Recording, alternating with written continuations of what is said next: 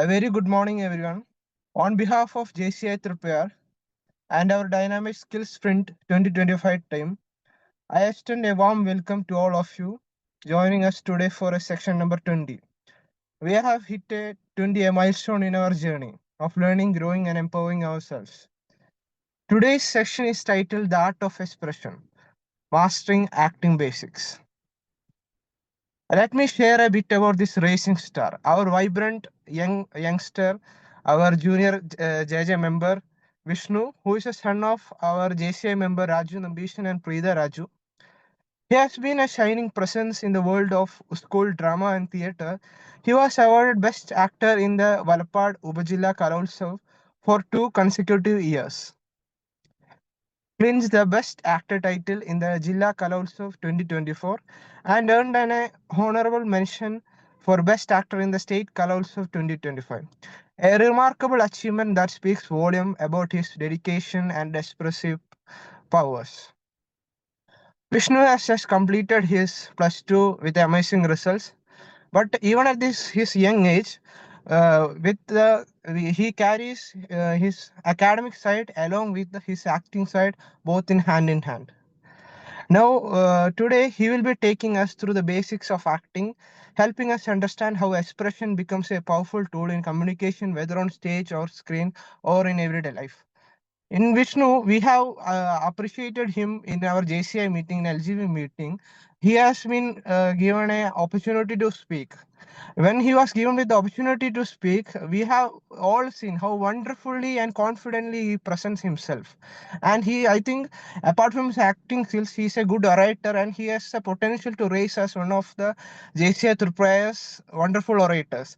I heartily welcome Vishnu to present a wonderful section on art of expression. Thank you. അപ്പൊ എല്ലാവർക്കും good morning. ആദ്യം തന്നെ ഒരു thanks പറഞ്ഞ് ഞാൻ തുടങ്ങാണ്.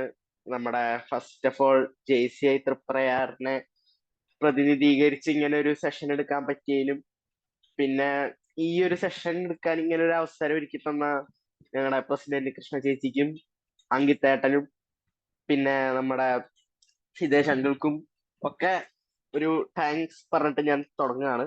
അപ്പൊ നമുക്ക് സെഷനിലേക്ക് കിടക്കാം. ഞാൻ ഈ സെഷൻ ഒരു 3 പാർട്ടായിട്ടാണ് എടുക്കാൻ ഉദ്ദേശിക്കുന്നത്. ഫസ്റ്റത്തെ പാർട്ട് എന്താന്ന് വെച്ചാൽ ആക്ടിങ്ങിന്റെ ബേസിക്സ്. ആക്ടിങ്ങിന്റെ ബേസിക്സ് എന്തൊക്കെയാണ്? അതൊരു 7 ടോപ്പിക് അല്ലെങ്കിൽ 7 പോയിന്റ്സ് ഉണ്ടാവും. അത് കഴിഞ്ഞിട്ട് എന്തൊക്കെയാണ് നമ്മൾ ആക്ട് ചെയ്യുമ്പോഴുള്ള മെറിറ്റ്സ്, ഡിമെറിറ്റ്സ്. പിന്നെയുള്ള ടോപ്പിക്ക് എനിക്ക് നമ്മൾ ആക്ട് ചെയ്യുമ്പോൾ അല്ലെങ്കിൽ നാടകം കളിക്കുമ്പോൾ എൻ്റെ ലൈഫിൽ എന്തൊക്കെ എക്സ്പീരിയൻസ് ഉണ്ടായി, അങ്ങനെ ഉള്ളൊരു കാര്യം കൂടിയാണ് ഞാൻ ഈ സെഷനിൽ പറയാൻ പോകുന്നത്. അപ്പോ നമുക്ക് ഈ സെഷൻ തുടങ്ങാം. അപ്പോ നമ്മുടെ ആക്ടിങ്ങിന്റെ ബേസിക്സ് ഒരു 7 ഉണ്ട്. ഫസ്റ്റ് ഓഫ് ഓൾ നമ്മുടെ ആക്ടിങ്ങിന് വേണ്ട ഒരു ബേസിക് ആയിട്ടുള്ള ഒരു കാര്യമാണ് കോൺഫിഡൻസ്. നമ്മൾ എന്തുണ്ടെങ്കിലും കോൺഫിഡന്റ് ആയിരിക്കണം, എപ്പോഴും കോൺഫിഡന്റ് ആയിരിക്കണം. നമ്മൾ സ്റ്റേജിൽ കയറി ഒരു ഡയലോഗ് പറയുകയാണെങ്കിൽ അതിനൊരു കോൺഫിഡൻസ് വേണം. നമ്മുടെ വോയിസ് ഉയർത്തി പറയണമെങ്കിൽ അതിനൊരു കോൺഫിഡൻസ് വേണം. നമ്മളൊരു സ്റ്റേജിന്റെ മുമ്പിൽ നിന്ന് നമ്മൾ ഓരോ കാര്യവും കാണിക്കുന്നുണ്ടെങ്കിൽ അതിനൊരു കോൺഫിഡൻസ് വേണം. കോൺഫിഡൻസ് ഇല്ലാണ്ട് നമ്മളൊരു നാടകം അഭിനയിക്കുക എന്ന് പറഞ്ഞാൽ നമുക്ക് അതിനെപ്പറ്റി ചിന്തിക്കാൻ പോലും പറ്റില്ല. അതിനുവേണ്ടി കുറെ പ്രാക്ടീസിന്റെ ആവശ്യമല്ല. നമുക്ക് കോൺഫിഡൻസ് എന്തായാലും നമ്മുടെ മനസ്സിലത് ഉണ്ടാവും. നമ്മളൊരു നാടകം അഭിനയിക്കാൻ പോവാണെങ്കിൽ ആ മനസ്സിൽ ആ കോൺഫിഡൻസ് വെച്ചിട്ട് പോയാൽ നമ്മൾ ആ നാടകം ജയിച്ചു തന്നെ അർത്ഥം. പിന്നെ അടുത്ത കാര്യമാണ് അണ്ടർസ്റ്റാൻഡിങ് യുവർ ക്യാരക്ടർ. നമ്മൾ ഒരു ക്യാരക്ടറിനെ മനസ്സിലാക്കുക. അതെങ്ങനെയാന്ന് വെച്ചാൽ നമുക്ക് ഈ ക്യാരക്ടർ, നമ്മുടെ ക്യാരക്ടർ ഇന്നതാണെന്ന് നമ്മുടെ സ്ക്രിപ്റ്റ് വായിക്കുമ്പോൾ മനസ്സിലാവും. അതിനെ പറ്റിയുള്ള എക്സ്പ്ലനേഷൻ നമ്മുടെ നാടകത്തിന്റെ ഡയറക്ടർ ഉണ്ടാവും. നാടകത്തിന്റെ ഡയറക്ടർ പറഞ്ഞുതരും, ഇയാൾ ഇങ്ങനെയാണ് ക്യാരക്ടർ, ഇയാൾ എന്തൊക്കെ ചെയ്യും. അപ്പൊ ആ ക്യാരക്ടറിനെ നമ്മൾ റിയൽ ലൈഫില് നമ്മൾ ആരെങ്കിലും കണ്ടിട്ടുണ്ടെങ്കിൽ, നമ്മുടെ പരിചയക്കാരായിരിക്കാം, അല്ലെങ്കിൽ നമ്മൾ ഡെയിലി കാണുന്ന പോണ ആളായിരിക്കാം, അല്ലെങ്കിൽ നമ്മൾ ഏതെങ്കിലും സിനിമയില് ഓരോരോ ക്യാരക്ടർ ആണല്ലേ, അങ്ങനെ കണക്ട് ചെയ്യണ ടൈപ്പില് നമ്മൾ ചെയ്യുക. എന്റെ ഫസ്റ്റ് നാടകത്തിലെ എന്റെ ക്യാരക്ടർ എന്ന് പറയുന്നത് ഒരു ലാൻഡ് ലോഡ് അല്ലെങ്കിൽ ജന്മിമാരിയുള്ള ഒരു ക്യാരക്ടറാണ്. പക്ഷെ ആ ക്യാരക്ടർ ഭയങ്കര കോമഡി ആയിരുന്നു. അപ്പോ ആ ആ ക്യാരക്ടറിനെ ഒബ്സർവ് ചെയ്യാൻ ഞാൻ കുറച്ചും കൂടി ഏറ്റവും കൂടുതൽ വാച്ച് ചെയ്തിരുന്ന ഒരു നടൻ നമ്മുടെ ഇന്നസെന്റ് സാറായിരുന്നു, മരിച്ചുപോയ ഇന്നസെന്റ് സാർ. അത് ആ ഇമോഷൻസ് എല്ലാം ഒക്കെ ആളുടെ എക്സ്പ്രഷൻസും അതെല്ലാം നമ്മൾ ഒബ്സർവ് ചെയ്ത് അതേമാതിരി ചെയ്തപ്പോൾ ഞാൻ ആദ്യമായിട്ട് നാടകം കളിക്കണത് 2023 അത് ആ ഒരു സ്റ്റേജില് എനിക്ക് ബെസ്റ്റ് ആക്ടർ കിട്ടി. അണ്ടർസ്റ്റാൻഡിങ് ആ ക്യാരക്ടറെ നമുക്ക് മനസ്സിലാക്കി അത് നമ്മൾ കണക്ട് ചെയ്ത് കഴിഞ്ഞാൽ നമ്മൾ ആ ഒരു ക്യാരക്ടറിനെ നമ്മൾ ചെയ്യുന്നതിലും നമ്മൾ അതിൽ വിജയിച്ചു എന്നർത്ഥം. പിന്നെ connecting with your co actors. നമ്മളൊരു നാടകം കളിക്കുകയാണെങ്കിൽ ഒരു 10 പേരുണ്ടാവും നാടകം കളിക്കാൻ. ആ 10 പേരും ഒരേപോലെ ഒരേ അച്ചടക്കത്തില് ഒരേ അണക്കത്തില് ഒരുമിച്ച് നമ്മള് നല്ല രീതിക്ക് ആ നാടകം കളിച്ചു പോയാൽ പിന്നെ നമ്മളെ വെല്ലാൻ ആരും ഉണ്ടാവില്ല. ആ ഒരു കണക്ഷൻ, ആ ഒരു ബോണ്ടിങ് എന്തുണ്ടെങ്കിലും ഞങ്ങളുണ്ട്, ഞങ്ങളെ ഒരുമിച്ച് നേരിടും. ആ ഒരു കണക്ഷൻ, ആ ഒരു ബോണ്ടിങ് എന്ന് പറയുന്നത് വളരെ, എന്തായാലും നാടകം കളിക്കണമെങ്കിൽ ആ ബോണ്ടിങ് അത്യാവശ്യമാണ്. എന്നാലേ നമുക്ക് എന്ത് വേണമെങ്കിലും അവരോട് തുറന്നു പറയാൻ പറ്റുന്ന ഒരു സാഹചര്യം ഉണ്ടാവണം. ഇപ്പൊ ഒരാൾ അഭിനയിച്ചത് നന്നായില്ല, അത് നമുക്ക് തിരുത്തണമെങ്കിൽ നമുക്ക് ആളുടെ ഇമോഷൻസ്, അല്ലെങ്കിൽ ഞാൻ അങ്ങനെ പറഞ്ഞാൽ അവർക്ക് വിഷമാവോ, അല്ലെങ്കിൽ അവർക്ക് വിഷമാവുമോ, അങ്ങനെ ഒരിക്കലും തോന്നാണ്ട് അത്രയും നല്ല ബോണ്ടിങ് ആയിരിക്കണം ഒരു നാടകം കളിക്കണ ആൾക്കാര്. ഒരു 10 പേരെ ഉണ്ടാവുള്ളൂ. ആ 10 പേരും ഒരു ഫാമിലി പോലെയാണ് നാടകം പ്രാക്ടീസിന്റെ ഒരു 5-6 മാസം. എന്നെ സംബന്ധിച്ച് അങ്ങനെയാണ്, ഞങ്ങൾ എല്ലാവരും അങ്ങനെയാണ്. 2 ടീമായിട്ട് ഞാൻ കളിച്ചിട്ടുണ്ട് നാടകം. അതായത് ഫസ്റ്റ് ടീം 2023 ഞാനൊരു ജൂനിയർ ആയിട്ട് നിൽക്കുമ്പോ, +1 പഠിക്കുമ്പോ, 2024-5 കാലഘട്ടത്തില് ഞാൻ സീനിയർ ആയിട്ട്, അതായത് ഇക്കൊല്ലാണ് ഞങ്ങൾ സ്റ്റേറ്റ് പോയത്. അപ്പൊ ആ ഒരു എക്സ്പീരിയൻസ്, നമ്മൾ ആ ഒരു 6 മാസം, ആ പ്രാക്ടീസിന് പോണ 6 മാസം നമ്മൾ ഏറ്റവും നന്നായിട്ട് നമ്മുടെ ഏറ്റവും ബെസ്റ്റ് ഫ്രണ്ട്സ് ആയിട്ട് നമ്മൾ അവരായിട്ട് മാത്രമേ ഇന്ററാക്ഷൻ ഉണ്ടാവൂ. ഏറ്റവും നല്ല രീതിയിൽ അവരായിട്ട് നമ്മൾ ഇങ്ങനെ ഒത്തിണങ്ങി പോകുമ്പോ അതൊരു നല്ല രസമാണ്. നമ്മൾ ഒരുമിച്ച് പ്രാക്ടീസ് ചെയ്യണു, ഒരുമിച്ചിരുന്ന് ഭക്ഷണം കഴിക്കണു, ഒരുമിച്ച് ഓരോരോ കാര്യങ്ങൾ നമ്മൾ ഷെയർ ചെയ്യണു. നാടകത്തിന്റെ കാര്യമല്ല, നമ്മുടെ വേറെ വല്ല കാര്യങ്ങളും ഞങ്ങൾ ഒരുമിച്ച് ചിരിക്കും, ഒരുമിച്ച് കളിക്കും, ഞങ്ങൾ ക്രിക്കറ്റ് കളിക്കാറുണ്ട്. അങ്ങനെയാണ് അതൊരു ബോണ്ട്. ആ ബോണ്ട് പറഞ്ഞറിയിക്കാൻ പറ്റാത്തൊരു കാര്യമാണ്. പിന്നെ അടുത്തൊരു പോയിന്റ് എന്ന് പറയുമ്പോൾ utilisation of your voice and body. നാടകം കളിക്കുന്ന സമയത്ത് നമ്മുടെ ബോഡി, നമ്മുടെ ശരീരം, നമ്മുടെ മെയ് വഴങ്ങണം. ശരീരത്തിന് നല്ല രീതിക്ക് പണിയുള്ള ഒരു കാര്യമാണ് നാടകം കളിക്കുക എന്ന് പറയുമ്പോൾ. സാധാരണ ഒരു സിനിമ ചെയ്യുമ്പോഴായാലും പോട്ടെ, ഇംഗ്ലീഷ് സ്കിറ്റ് ചെയ്യുമ്പോഴായാലും നാടകത്തിന്റെ അത്രയ്ക്കും നമ്മുടെ ശരീരം ഇങ്ങനെ കിടന്ന് അനക്കി നമ്മൾ ഓടി അധികം ചെയ്യേണ്ട ആവശ്യമില്ല. സിനിമയിലെ മാതിരി സാധാരണ മാതിരി ആക്ട് ചെയ്ത് പോയാൽ നാടകത്തിനൊട്ട് മാർക്ക് കിട്ടൂല. നമ്മൾ എന്തുണ്ടെങ്കിലും നമ്മൾ എക്സ്പ്രസ് ചെയ്യണ ആ ഒരു ടോപ്പിക്, ആ ഒരു കാര്യം, അത് ഇത്തിരി ഓവറായി ചെയ്യണം. എന്നാലേ നമ്മുടെ നാടകത്തിന് ഒരു മാർക്ക് കിട്ടുള്ളൂ. നമ്മുടെ നാടകം വിജയിക്കണമെങ്കിൽ നമ്മൾ എന്ത് ചെയ്യുമ്പോഴും പരമാവധി ഓവറാക്കി ചെയ്യണം. അപ്പോ നമ്മുടെ നാടകം വിജയിക്കും, നമ്മുടെ പെർഫോമൻസ് അപ്രീഷിയേറ്റ് ചെയ്യപ്പെടും. അപ്പോ അതിന് നമ്മുടെ ബോഡി, നമ്മുടെ ശരീരം, അത് നാടകം തുടങ്ങിക്കഴിഞ്ഞാൽ ഫസ്റ്റ് ഒരു ബെല്ലടിച്ചിട്ടാണ് നാടകം തുടങ്ങണമെങ്കിൽ ആ ബെല്ല് അടിച്ച് ടൈം സ്റ്റാർട്ട് ചെയ്ത് കഴിഞ്ഞാൽ 30 മിനിറ്റ് ആണ് നാടകം കളിക്കുക. സ്കിറ്റ് 20 മിനിറ്റ് ഉണ്ടാവുള്ളൂ. പിന്നെ ബാക്കിയുള്ള ചെറിയ ചെറിയ സാധനങ്ങളൊക്കെ, ബാക്കിയുള്ള സാധനങ്ങളൊക്കെ 20 മിനിറ്റ് 10 മിനിറ്റിന്റെ ഉള്ളിൽ തീരും. പക്ഷെ നാടകം 30 മിനിറ്റ് ഉണ്ടാവുള്ളൂ. നാടകം ചെയ്യണതിന് മുമ്പ് 10 മിനിറ്റ് സ്റ്റേജ് സെറ്റ് ചെയ്യാൻ നമുക്ക് ഒരു സെറ്റ് ഉണ്ടാവും. ആ സ്റ്റേജ് സെറ്റ് ചെയ്യാൻ നമ്മൾ അറിഞ്ഞിരിക്കണം. ആ സ്റ്റേജ് സെറ്റ് ചെയ്ത് നമ്മുടെ പ്രോപ്പർട്ടീസ്, നാടകത്തിന്റെ സമയത്ത് എടുത്തുകൊണ്ട് വരുന്ന പ്രോപ്പർട്ടീസ്, നാടകത്തിന്റെ ഇടയിൽ കോസ്റ്റ്യൂം മാറുമ്പോ ആ കോസ്റ്റ്യൂം ഒക്കെ നമ്മൾ എടുത്ത് വെച്ച് സെറ്റ് ആക്കിയിട്ട് വേണം നമ്മൾ നാടകം കളിക്കാൻ. പിന്നെ നാടകം തുടങ്ങി കഴിയുമ്പോ നമ്മൾ ആ പ്രോപ്പർട്ടീസ് എവിടെ വെച്ച് ആ ഭാഗത്തേക്ക് പോയി പിന്നെ ആ പ്രോപ്പർട്ടീസ് എടുത്തു വന്നു. കറക്റ്റ് നമ്മൾ ഏത് സീനിൽ നിന്നാണോ, ഏത് സ്ഥലത്തു നിന്നാണോ നമ്മൾ എൻട്രി ചെയ്യണത്, അവിടെ പോയി പ്രോപ്പർട്ടീസ് വെച്ചു ആ സ്ഥലത്തേക്ക് പോയി. നാടകത്തിന്റെ ഇടയിൽ സീൻ ഇങ്ങനെ ഷിഫ്റ്റ് ചെയ്യാന്ന് പറയുമ്പോൾ ഭയങ്കര ഫാസ്റ്റ് ആയിട്ടാ. ഞാനൊരു ചെത്തുകാരന്റെ വേഷം ചെയ്തിട്ട് 30 സെക്കൻഡ് ആണ് എനിക്ക് പോലീസിന്റെ വേഷം മാറാൻ വേണ്ടിയിട്ട് സമയം കിട്ടുക. എളുപ്പമുള്ള കാര്യമല്ലല്ലോ അത്. അത് കുറെ നാളത്തെ 2-3 മാസത്തെ കോസ്റ്റ്യൂം വെച്ചുള്ള പ്രാക്ടീസിന്റെ ബലം കൊണ്ട് മാത്രമാണ് നമ്മളിപ്പോ ഒരു ചെത്തുകാരന്റെ ഒരു മുണ്ടും ഒരു ബനിയനും സാധാരണ ഒരു ഇന്നർ ബനിയനും ഇട്ടിട്ടാണല്ലോ ഒരു ചെത്തുകാരൻ നടക്കുക. ആ ചെത്തുകാരൻ പെട്ടെന്ന് മുണ്ട് മാറ്റി പോലീസിന്റെ യൂണിഫോമും അതിന്റെ മുകളിൽ മറ്റേ ബെൽറ്റും ആ ഓവർകോട്ടും ഒക്കെ ഇട്ട് വരുന്നതിന് 30 സെക്കൻഡാണ് നമുക്ക് സമയം. കാരണം 30 സെക്കൻഡിനുള്ളിൽ ചെയ്തില്ലെങ്കിൽ ആ സീനിന് ഒരു ലാഗ് വരും. ആ ലാഗ് വന്നിട്ട് നമ്മുടെ സീനിന്റെ ലാഗ് വന്നാൽ പിന്നെ അത് നാടകത്തെ മൊത്തം ബാധിക്കും. നമ്മൾ പെൻഡ്രാവാൻ വൈകിപ്പോയി. അപ്പൊ ആ സീനിൽ കുറച്ച് ഒരു ലാഗ് വന്നു. പക്ഷെ അത് കാണുന്ന ഓഡിയൻസിനെ അത് ബാധിക്കും. പിന്നെ ജഡ്ജസിനെ എന്തായാലും മാർക്ക് കുറയ്ക്കും സീനിൽ ലാഗ് ഉണ്ടെങ്കിൽ. പിന്നെ അങ്ങനെയൊക്കെയാണ് കാര്യങ്ങൾ. പിന്നെ ടൈം ഭയങ്കര ഇമ്പോർട്ടന്റ് ആണ്. 30 മിനിറ്റിന് പോയി കഴിഞ്ഞാൽ ആ നാടകം ഡിസ്ക്വാളിഫൈ ആണ്. സ്റ്റേറ്റ് ലെവലിലായാലും ജില്ലാ ലെവലിലായാലും ഉപജില്ലാ ലെവലിലായാലും.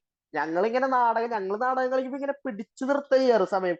ഇത്രയും പെട്ടെന്ന് ഡയലോഗ് പറയണ പെട്ടെന്ന് ഡയലോഗ് പറഞ്ഞു പോകും. അല്ലെങ്കിൽ സമയം പതുക്കെയാണ് പോണെങ്കിൽ ഞങ്ങൾ പതുക്കെ അതിനനുസരിച്ച് നല്ല രീതിക്ക് അത്യാവശ്യം ലാഗാക്കി. പക്ഷെ എന്നാലും ആൾക്കാർക്ക് മനസ്സിലാവില്ല ആ ലാഗ് എന്താണെന്ന്, എങ്ങനെയാണ് നമ്മൾ ലാഗാക്കിയെന്ന് മനസ്സിലാവില്ല. അങ്ങനെ രീതിക്ക് നാടകം കളിച്ചു പോണ ശൈലിയാണ് ഞങ്ങൾ ചെയ്തിരുന്നത്. പിന്നെ അടുത്ത കാര്യം എന്താണെന്ന് വെച്ചാൽ നമ്മുടെ വോയിസ്. നാടകത്തിനെ സംബന്ധിച്ച് വോയിസ് ആണ് നാടകത്തിന്റെ എല്ലാം ബേസ്. നാടകത്തിന്റെ ബേസ് എന്ന് പറഞ്ഞാൽ നമ്മുടെ വോയിസ് ആണ്. നമ്മുടെ വോയിസ് അത്രയും നല്ല രീതിക്ക് സൂക്ഷിച്ച് കൈകാര്യം ചെയ്യാം. നമ്മൾ ഒരു വോയിസ് നാടകത്തിൽ ഒരു ഡയലോഗ് പറയുമ്പോൾ അത് അത്രയ്ക്ക് ക്ലിയർ ആയിരിക്കണം, ഓഡിയൻസിന് ക്ലിയർ ആയിരിക്കണം. പെട്ടെന്ന് നാടകം കളിക്കണതിന്റെ ഇടയിൽ കരഞ്ഞു പോയി, മൈക്ക് കെട്ടു, പക്ഷെ എന്നാലും നമ്മളൊരു ഡയലോഗ് പറയണ്ടെങ്കിൽ അത് ആ സ്റ്റേജിലിരിക്കണ എല്ലാ ഓഡിയൻസിനും അത് ക്ലിയർ ആയിരിക്കണം. അത്രയും നല്ല വോയിസ് ആയിരിക്കണം നമ്മുടെ. അപ്പൊ അതിനുള്ള വോയിസ് ട്രെയിനിങ് ഉണ്ട്. നമ്മൾ വോയിസ് ചെയ്യണതിന് വോയിസ് പോവാണ്ടിരിക്കാൻ നമ്മൾ കുറച്ച് മരുന്ന് കഴിക്കും. അത് ഇരട്ടി മധുരം എന്ന് പറഞ്ഞിട്ടുള്ള ഒരു സാധനമാണത്.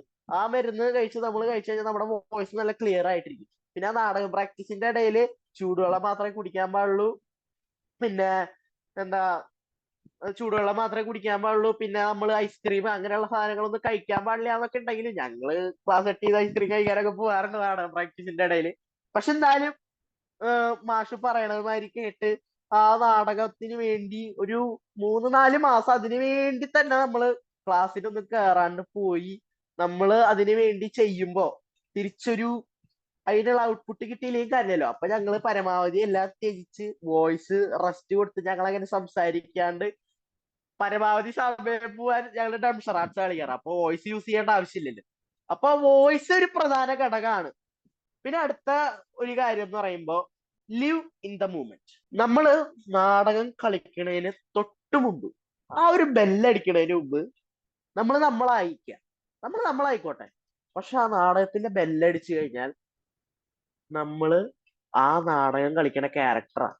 പിന്നെ നമ്മൾ ഒരിക്കലും വിഷുറാമാവാൻ പാടില്ല, ഞാനാവാൻ പാടില്ല. ഞാനായിരിക്കില്ല ആ ഡയലോഗ് പറയണ്ടേ.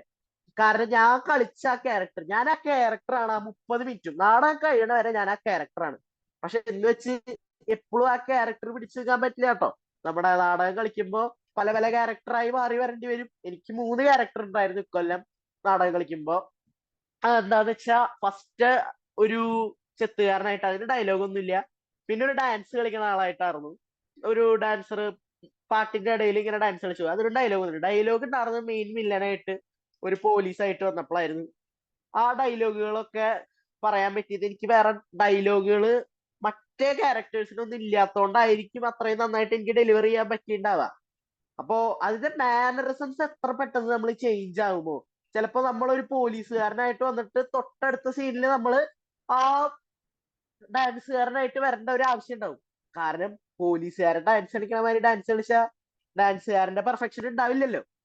അപ്പോ നമ്മൾ ആ ഡാൻസുകാരനാവണതും പോലീസാണും ആ മൊമെന്റിൽ നമ്മൾ എങ്ങനെ നമ്മുടെ ക്യാരക്ടർ ഷിഫ്റ്റ് ചെയ്യണം, എത്ര പെട്ടെന്ന് നമ്മുടെ ക്യാരക്ടർ ഷിഫ്റ്റ് ചെയ്യണം. ഇപ്പോ പറഞ്ഞുതരാം. മോഹൻലാല് 1991 തോന്നുന്നു ദേവാസുരവും അതേപോലെ തന്നെ വെള്ളാരങ്ങളുടെ നാടും രണ്ടും ഡിഫറെന്റ് ക്യാരക്ടേഴ്സ് ആണ്. ടോട്ടലി ഡിഫറെന്റ് ക്യാരക്ടേഴ്സ് ആണ്. അല്ലെങ്കിൽ ഇക്കൊല്ലം തന്നെ 2024 ഞാൻ പറയാം തുടരും എല്ലാവരും കണ്ടിട്ടുണ്ടാവും എന്ന് വിചാരിക്കണു. അതിൽ മോഹൻലാലിന്റെ ക്യാരക്ടർ വളരെ ഫ്ലെക്സിബിൾ ആയിട്ട് ഓടിച്ചാടി നടക്കുന്ന ഒരു ക്യാരക്ടറാണ്. പക്ഷെ നേരെ മറിച്ച് അതേപോലെ തന്നെ ഇക്കൊല്ലം ചെയ്തതാണ് എമ്പുരാനും. അതില് മോഹൻലാലിന്റെ ക്യാരക്ടർ ഭയങ്കരമായിട്ട് സ്റ്റില്ലായിട്ട് നിൽക്കണ ഒരു ഉറഞ്ഞു പോയ ഒരു അഗ്നിപർവ്വതത്തിനെ പോലെയാണ് മോഹൻലാൽ എമ്പുരാനിൽ നിൽക്കണത്. നേരെ മറിച്ച് തുടരും സിനിമയിലാണെങ്കിൽ മോഹൻലാല് നല്ല രീതിക്ക് ആടിപ്പാടി നല്ല രീതിക്കാണ് നിൽക്കണത്. അപ്പോ രണ്ട് ക്യാരക്ടേഴ്സിന്റെ വ്യത്യാസം അത് നമ്മൾ മനസ്സിലാക്കിയ നാടകം കളിച്ചില്ലെങ്കിൽ നമ്മുടെ ക്യാരക്ടേഴ്സ് ഇടയിൽ കയറി നമ്മുടെ പെർഫോമൻസിനെ അത് നല്ല രീതിക്ക് ബാധിക്കും. അപ്പൊ അതിനും പ്രാക്ടീസ് ചെയ്ത് നല്ല രീതിക്ക് കഷ്ടപ്പാടുണ്ടായിരുന്നു. പിന്നെ അടുത്ത കാര്യം എന്ന് പറയുമ്പോ ഒബ്സർവേഷൻ.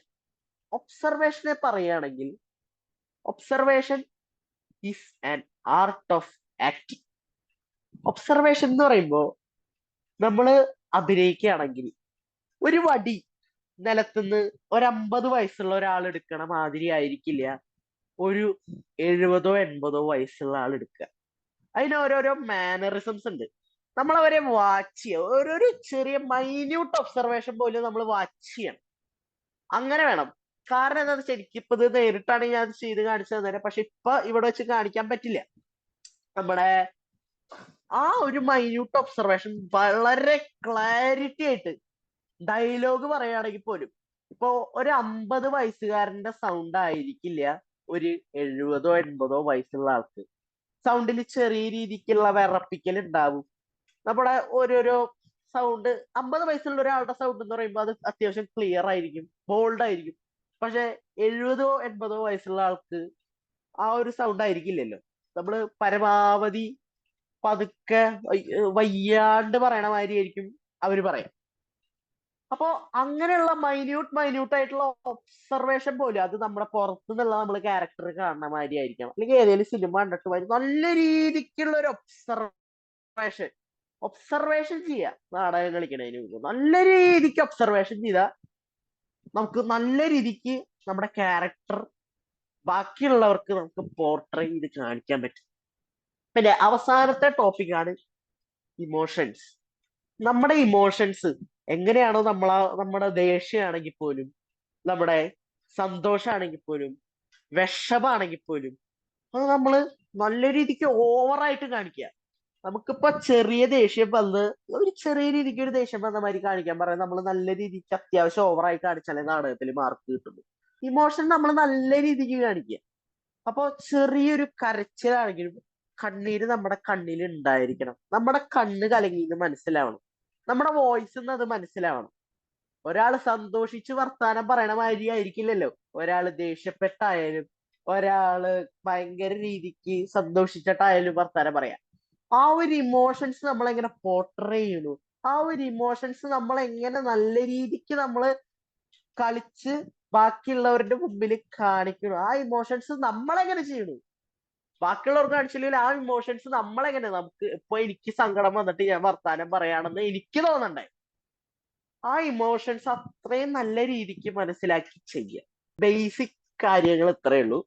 പിന്നെ ഇനി ഞാൻ പറയാൻ പോണത് കുറച്ച് മെറിറ്റും ഡിമെറിറ്റ്സും ആണ്. അത് ചെറിയൊരു ടോപ്പിക്കാണ് കേട്ടോ. മെറിറ്റ്സ് പറയാം. ഫസ്റ്റത്തെ കാര്യം നമ്മുടെ വോയിസ്. സാധാരണ ഒരു കുറച്ച് മെച്ചുവർ ആകുമ്പോ നമ്മുടെ മെയിലിന്റെ ആയാലും ഫീമെയിലിന്റെ ആയാലും വോയിസ് നല്ല രീതിക്ക് കുറച്ചെങ്കിലും ചേഞ്ച് ആവുമല്ലോ.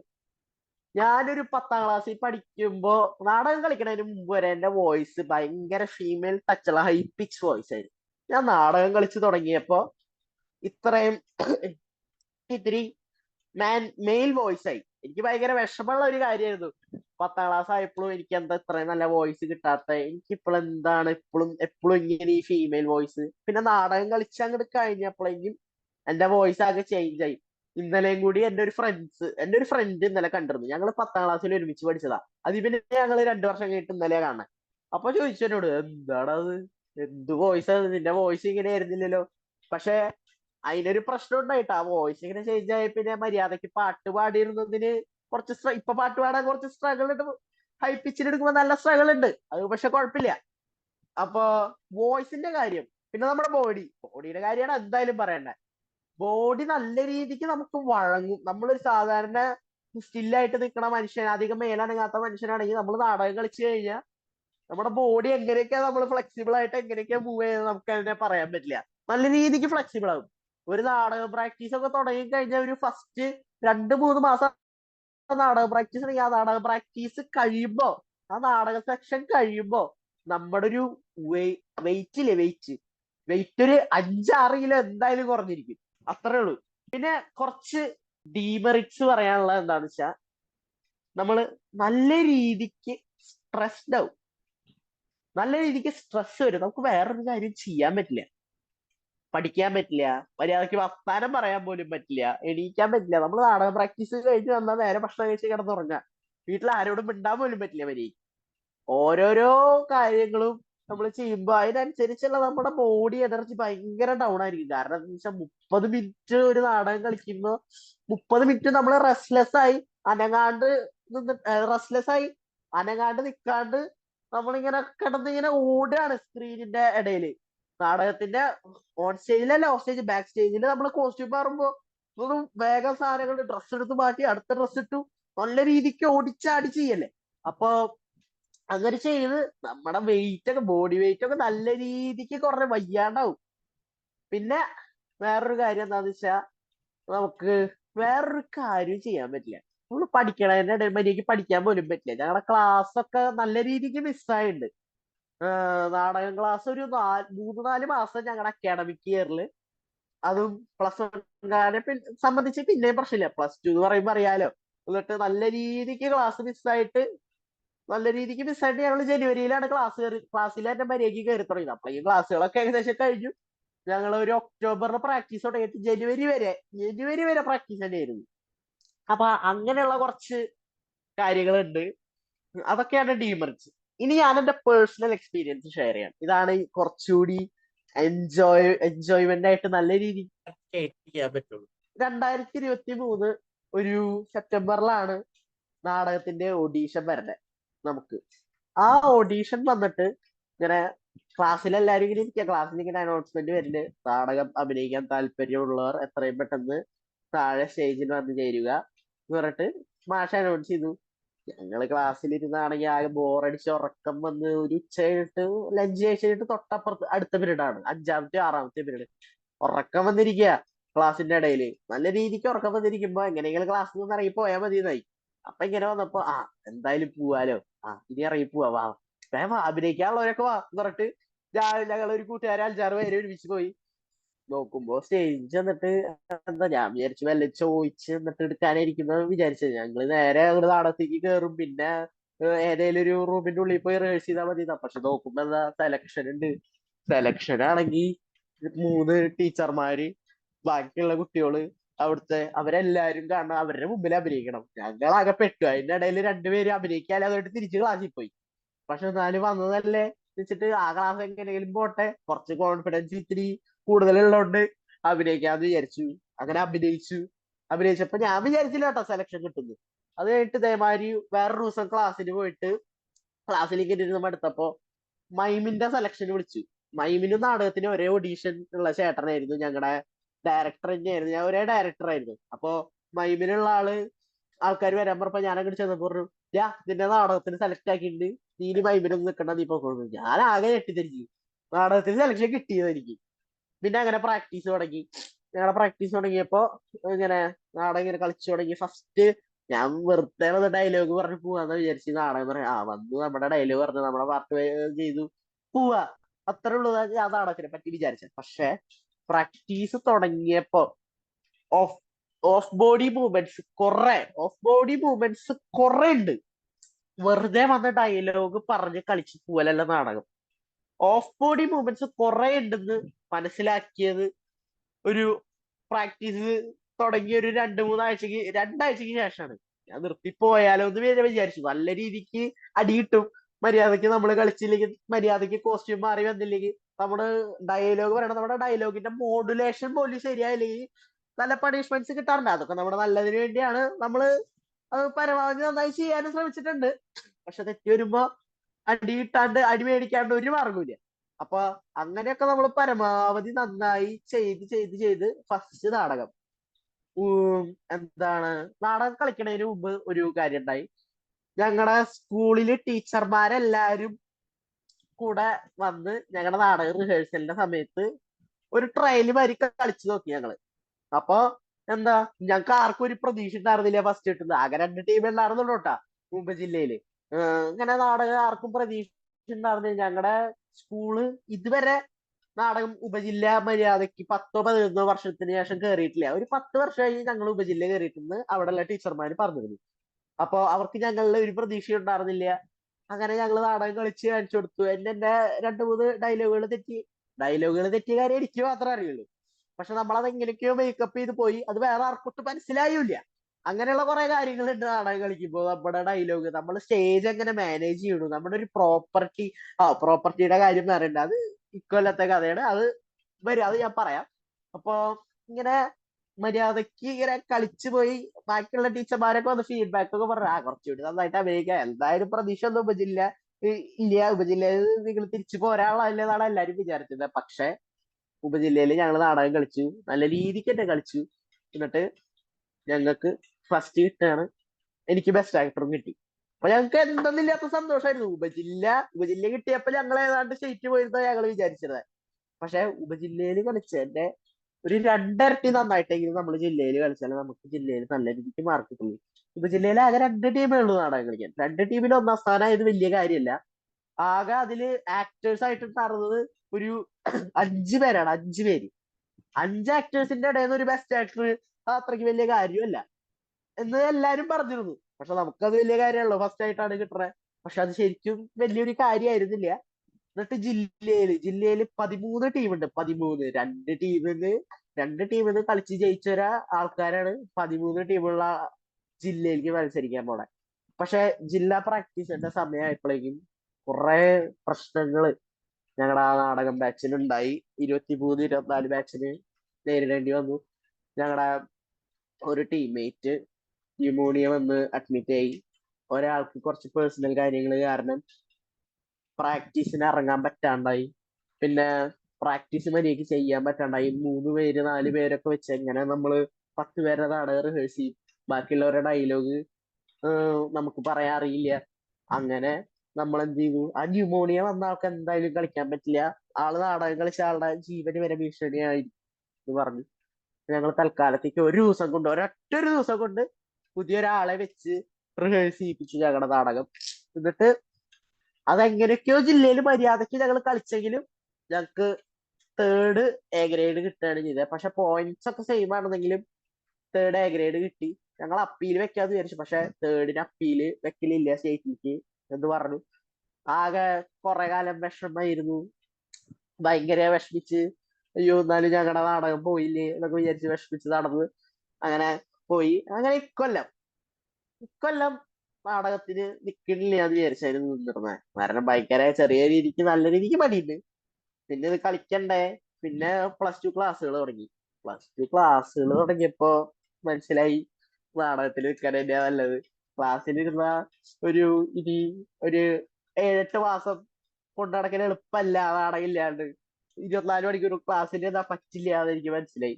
അപ്പൊ വീണ്ടും കാസ്റ്റിംഗ് കോൾ വന്നപ്പോ പോയി. അപ്പൊ കഴിഞ്ഞ പ്രാവശ്യത്തെ ബെസ്റ്റ് ആക്ടർ ആണല്ലോ, എന്തായാലും സെലക്ഷൻ കിട്ടാണ്ടിരിക്കില്ല. അപ്പൊ ഡയറക്റ്റ് സെലക്ഷൻ കിട്ടി, കയറിക്കോളാൻ പറഞ്ഞു. അപ്പൊ അങ്ങനെ കയറി. ഇക്കൊല്ലത്തെ ഉപജില്ലാ നാടകത്തിന് കളിക്കുമ്പോ ഭയങ്കര ഭയങ്കര കഴിഞ്ഞ കൊല്ലത്തെ ജില്ലയിലത്തെ പ്രാക്ടീസിനേക്കാൾ കൂടുതൽ ഞങ്ങൾ സ്ട്രഗിൾ നേരിട്ടത് ഇക്കൊല്ലത്തെ ഒരു ടീമായിരുന്നു. കാരണം ഞങ്ങളുടെ പ്രിൻസിപ്പാളാണ് ഞങ്ങളുടെ സ്ക്രിപ്റ്റ് എഴുതി തരിക. അദ്ദേഹത്തിന് കുറെ ആവശ്യങ്ങൾ കാരണം മര്യാദയ്ക്ക് ഞങ്ങളുടെ സ്ക്രിപ്റ്റ് പൂർത്തിയാക്കി തരാൻ പറ്റാണ്ട് ഞങ്ങളൊരു 2-3 സ്ക്രിപ്റ്റുകൾ മാറ്റി അവസാനം ഒരാഴ്ച മുമ്പ് 2-3 ദിവസം മുമ്പാണ് ഞങ്ങൾ വേറൊരു സ്ക്രിപ്റ്റ് സെലക്ട് ചെയ്ത് ഇതിലേക്ക് എത്തിയത്. അപ്പൊ ഈ സ്ക്രിപ്റ്റിൽ ഞാൻ മെയിൻ വില്ലനാ. ഞാൻ എന്ത് ചെയ്യും, എനിക്ക് വില്ലൻ വേഷം കളിച്ച് ശീലമൊന്നുമില്ല. പരമാവധി അത് നമ്മുടെ ഡയറക്ടർ പറഞ്ഞത് ചെയ്ത് കാണിച്ച് നല്ല രീതിക്ക് ചെയ്താണ് അങ്ങനെ ഒരു വില്ലനായിട്ട് എനിക്ക് അവിടെ നല്ല രീതിക്ക് സ്റ്റേജ് നിറഞ്ഞാടാൻ പറ്റിയത് ഡയറക്ടേഴ്സിന്റെ സഹായം പിന്നെ എന്റെ ഒബ്സർവേഷനും ആണ്. അപ്പോ ഞങ്ങളുടെ ഉപജില്ല പ്രാക്ടീസിന്റെ ഇടയിൽ ഉപജില്ല നല്ല രീതിക്ക് ആ നാടകം നല്ല രീതിക്ക് കോസ്റ്റ്യൂം ചേഞ്ച് ഉള്ളതുകൊണ്ട് നല്ല രീതിക്ക് പണിയാണെന്ന് പറഞ്ഞിട്ട് ഈ സ്ക്രിപ്റ്റ് പറഞ്ഞപ്പോ ഞങ്ങൾക്ക് കഥ ഇഷ്ടമായി. പക്ഷെ നല്ല രീതിക്ക് കോസ്റ്റ്യൂം ചേഞ്ച് ഉണ്ട്, വേറെ വേറെ ഏതെങ്കിലും സ്ക്രിപ്റ്റ് മതിയോ എന്ന് ചോദിച്ചപ്പോ ഞങ്ങള് വാശി പിടിച്ചിട്ട് നമുക്ക് ഈ സ്ക്രിപ്റ്റ് തന്നെ മതി ഞങ്ങക്ക് ഇതന്നെ മതി എന്ന് പറഞ്ഞിട്ട് ഞങ്ങളുടെ വാശിപ്പുറത്ത് എടുത്തതാണ്. പക്ഷെ നാടകം കളിച്ചു തുടങ്ങിയപ്പോ മനസ്സിലായി ഇത് എളുപ്പല്ല. കോസ്റ്റ്യൂം ചേഞ്ച് നല്ല രീതിക്കുള്ള പണിയാണ്, നല്ല രീതിക്ക് പണി കിട്ടും മനസ്സിലായി. അപ്പൊ ഞങ്ങള് ഒരാഴ്ച പ്രാക്ടീസ് ചെയ്തു, അത്യാവശ്യം സെറ്റായി. ഉപജില്ലയ്ക്ക് അത്രയും മതി, 3 ടീമേ ഉള്ളൂ ഇപ്രാവശ്യം. 3 ടീം ഉണ്ടായിരുന്നു, 3 ടീമേ ഉള്ളൂല്ലോ എന്ന് വിചാരിച്ച് ഞങ്ങൾ ഇങ്ങനെ പ്രാക്ടീസ് ചെയ്ത് നാടകത്തിന് 3 ദിവസം മുമ്പ് ഞങ്ങൾ ഇങ്ങനെ റിഹേഴ്സ് ചെയ്ത് ഞങ്ങളിങ്ങനെ ബെഞ്ചുമ്പോ കയറിയിട്ട് ഡാൻസ് കളിക്കുന്ന സ്റ്റെപ്പ് ഉണ്ട്. അതിന് നായകനും നായികയും ഒരുമിച്ച് കളിക്കുന്ന സ്റ്റെപ്പാ. ഡാൻസ് കളിക്കണതിന്റെ ഇടയിൽ ബെഞ്ച് എനിക്ക് കൂട്ടി കെട്ടിയിട്ടുണ്ടായിരുന്നില്ല. ഞങ്ങളുടെ നായിക നിലത്ത് വീണു, കാല് പ്രശ്നമായി, ഫ്രാക്ചർ ആയോ എന്ന് ചെറിയൊരു ഡൗട്ട് ഉണ്ടായിരുന്നു. പക്ഷെ ഞങ്ങൾ വേറൊരു നായികനെ വെച്ച്, സൈഡ് റോൾ ചെയ്തിരുന്ന ഒരു കുട്ടീനെ വെച്ച് ഞങ്ങൾ നാടകം കളിച്ചു ഉപജില്ലയില്. നായകയില്ലാത്തതിന്റെ നല്ല രീതിക്കുള്ള ഒരു കുറവുണ്ടായിരുന്നു. പിന്നെ ഞങ്ങളുടെ ഉപജില്ലയിലത്തെ സ്റ്റേജ് വളരെ ചെറുതായിരുന്നു, വളരെ ചെറിയൊരു സ്റ്റേജ് ആയിരുന്നു. അപ്പൊ അങ്ങനെയുള്ള ഒരുപാട് പ്രശ്നങ്ങൾ ഉണ്ടായിരുന്നു. ഞങ്ങളുടെ നാടകത്തിന്റെ റിസൾട്ട് വന്നപ്പോ എന്താണ്, ഞങ്ങക്ക് ഫസ്റ്റ് ഞങ്ങളുടെ കയ്യിൽ നിന്ന് പോയി. ഞങ്ങക്ക് സെക്കൻഡ് ആയി, പക്ഷെ ബെസ്റ്റ് ആക്ടർ എനിക്ക് തന്നെ കിട്ടി. ഫസ്റ്റ് ഞങ്ങളുടെ കയ്യിൽ നിന്ന് പോയി. അപ്പൊ ഞങ്ങൾ വളരെ സങ്കടത്തിലായിരുന്നു ഇരുന്നിട്ടുണ്ടായിരുന്നത്. പിന്നെ ഞങ്ങളോട് പറഞ്ഞു ഇനിയൊന്നും നടക്കില്ല, നീ ക്ലാസ്സിൽ കയറി തന്നെയെന്ന് പറഞ്ഞു.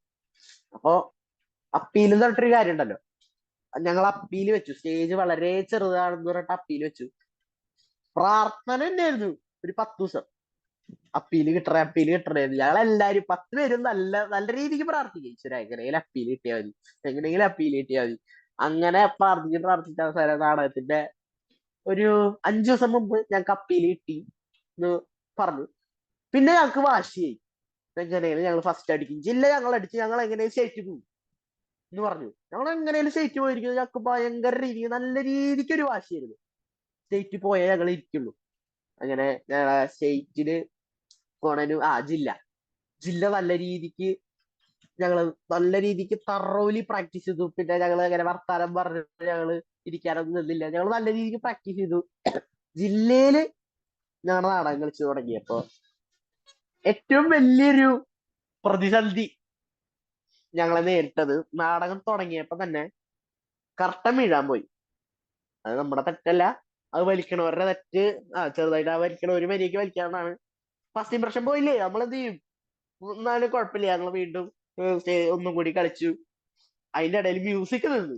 എന്താ ചെയ്യ, ആ മ്യൂസിക് നിന്നിട്ട് നമ്മള് കുറച്ച് പ്രശ്നമുണ്ട്, പക്ഷെ നമ്മളത് ബാധിച്ചില്ല. മ്യൂസിക് നിന്ന് വലിയ കാര്യം ഉണ്ടായിരുന്നില്ല, നമ്മള് അധികം ബാധിക്കാണ്ട് നമ്മളത് കളിച്ചു പോയി, നല്ല രീതിക്ക് കളിച്ചു പോയി. ഒരു പ്രീ ക്ലൈമാക്സ് ഒരു സീനുണ്ട്. ആ സമയത്ത് ഞാൻ ബെഞ്ചിമ കയറി നടക്കണ ഒരു സീനുണ്ട്. ആ സീനില് ബെഞ്ചിമെന്ന് ഞാൻ ഇറങ്ങി തിരിച്ചു പോണ സീനില് ആ ബെഞ്ച് എന്റെ കാല് തട്ടി വീഴാണ്. തൊട്ടടുത്ത സീനില് നായികക്ക് എൻ്റർ ആവണം ആ ബെഞ്ചുമ്മ കൂടെ. ആ ബെഞ്ച് വീണത് നായികക്ക് കാണാൻ പറ്റില്ല, കാരണം നായിക ബെഞ്ചിന്റെ മുകളിൽ കൂടെ ചാടിയ വരിക. അപ്പൊ എന്ത് ചെയ്യും, എങ്ങനെ ബെഞ്ച് വീണ കാര്യം പറഞ്ഞില്ലെങ്കിൽ നായിക തലയും കുത്തി വീണ് വീണ്ടും ഞങ്ങളുടെ ജില്ലയും വെള്ളത്തിലാവുമെന്ന് വിചാരിച്ചു. അപ്പോഴേക്കും ആ സാധനം ബെഞ്ച് വീണത് ഞാൻ ഞങ്ങളുടെ നായികയോട് പറഞ്ഞു, ഇങ്ങനെ ചെയ്യണം അല്ലെങ്കിൽ ശരിയാവില്ല, ഞങ്ങളുടെ ബെഞ്ച് വീണു, എന്താ ചെയ്യാ, ഒന്നും ചെയ്യാൻ പറ്റില്ല.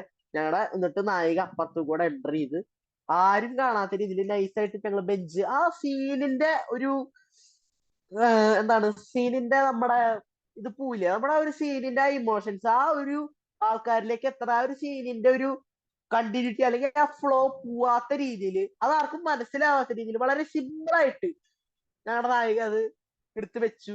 വലിയൊരു പ്രശ്നമൊന്നും ഉണ്ടായിരുന്നില്ല. അങ്ങനെ നല്ല രീതിക്ക് ആ നാടകം കളിച്ചു പോയി. റിസൾട്ടിന്റെ സമയത്ത് ഞങ്ങൾ എല്ലാവരും ഭയങ്കര രീതിക്ക് ടെൻഷനിലായിരുന്നു ഇരുന്നിരുന്നത്. അയ്യോ ഫസ്റ്റ് കിട്ടോ, ഫസ്റ്റ് കിട്ടോ, ബെഞ്ച് വീണതല്ലേ.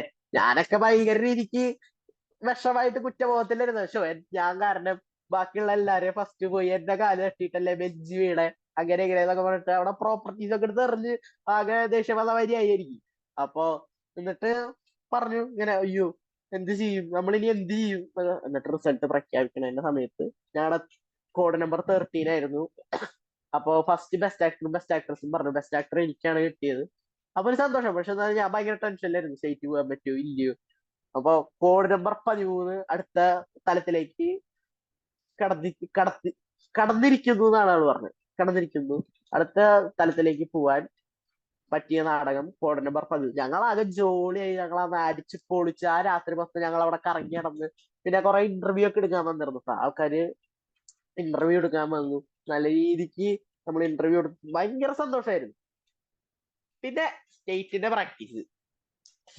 പ്രാക്ടീസ് തുടങ്ങി. ഞങ്ങളോട് പറഞ്ഞു ജില്ലയിൽ കളിച്ചിട്ട് ഒരു 10 ഇരട്ടി നന്നായിട്ട് കളിച്ചാലേ സ്റ്റേറ്റിൽ എ ഗ്രേഡ് എങ്കിലും കിട്ടും.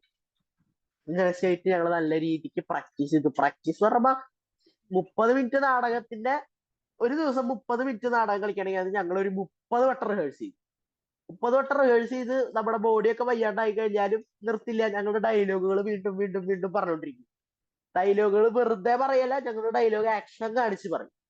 പിന്നെ ഡയലോഗ് ആക്ഷൻ കാണിച്ച് മടുക്കുമ്പോൾ ഞങ്ങള് ഡയലോഗ് വെറുതെ ഇരുന്ന് പറയും. അങ്ങനെ അങ്ങനെ ഒരു 10 ദിവസം നല്ല രീതിക്ക് പ്രാക്ടീസ് ചെയ്യും. പ്രാക്ടീസ് ചെയ്യാന്ന് വെച്ചാൽ 24 മണിക്കൂർ മര്യാദയ്ക്ക് പ്രാക്ടീസ് ഉണ്ട്. പക്ഷെ ഞങ്ങളുടെ എൻജോയ്മെന്റിൽ ഞങ്ങൾ ഒരു കുറവ് വരുത്തിയിട്ടില്ല കേട്ടോ. നല്ല രീതിക്ക് ആ കാലഘട്ടം ഞങ്ങൾ എൻജോയ് ചെയ്തിട്ടുണ്ട്. നല്ല രീതിക്ക് പ്രാക്ടീസ് ചെയ്ത് ഞങ്ങൾ സ്റ്റേറ്റ് കളിച്ചു. സ്റ്റേറ്റ് കളിച്ചപ്പോ എന്റെ ഡാൻസിന്റെ സ്റ്റെപ്പ് ചെറുതായി ഒന്ന് തെറ്റി. അത് പക്ഷെ ആർക്കും അങ്ങനെ മനസ്സിലായില്ല. പിന്നെ സ്റ്റേറ്റില് ഞങ്ങൾക്ക് പേടി ഉണ്ടാകുന്നു കേട്ടോ, ഗ്രേഡ് കിട്ടോ കിട്ടില്ലേ, ഗ്രേഡ് കിട്ടോ കിട്ടില്ലേ.